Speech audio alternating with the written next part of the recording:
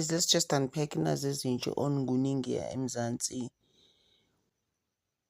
King Misezulu kaZwelithini bathi uyadivosa. Yabona ukuthi bengikuthi bathi ngoba allegedly, honestly, because there's just a lot of stories around it, right?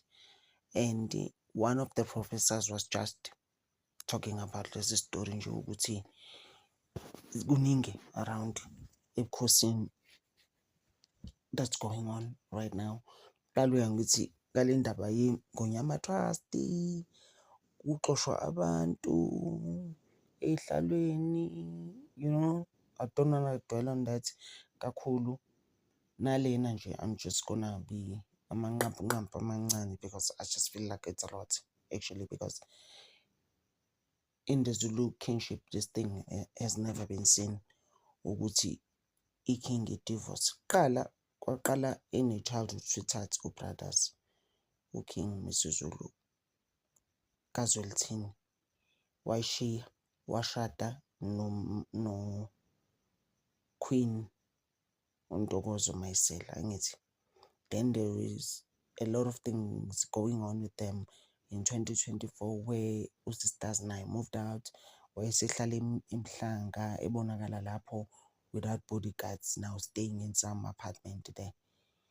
There was a lot of things also around that. I even made a video around it too. A lot of speculations nazo futhi zingachazekanga kahle ukuthi what was it exactly, you know. Manje sekuyi-divorce, sekuthiwa uzothola a certain amount of money. Qala kwakuthiwa u-20,000, manje sekuthiwa no, there's a chance ukuthi athole u-50% of isalary kaKing wamaZulu, uQueen lo odivuswayo. Mina ngokwami ngibona ngathi vele uyena uQueen Ntokozo kaMayisela vele, ngoba manje there's also another one ukuthi he's getting married again now futhi in Feb no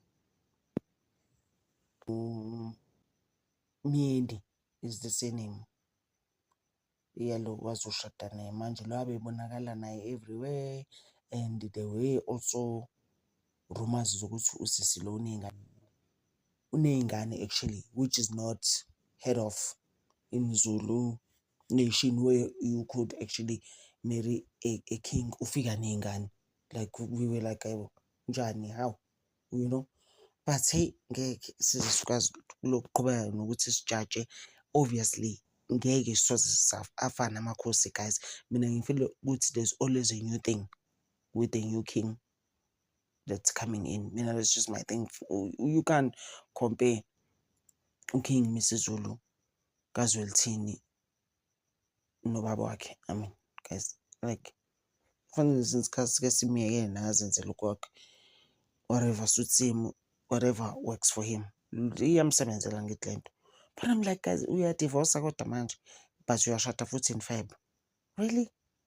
Hi, kona it's a bit much, but I'm just like, so banike thina. Ngibeke kanjalo because at the end of the day angithi nathi sifunda kuyena ezinye izinto, but I'm just like, lena yona angazi.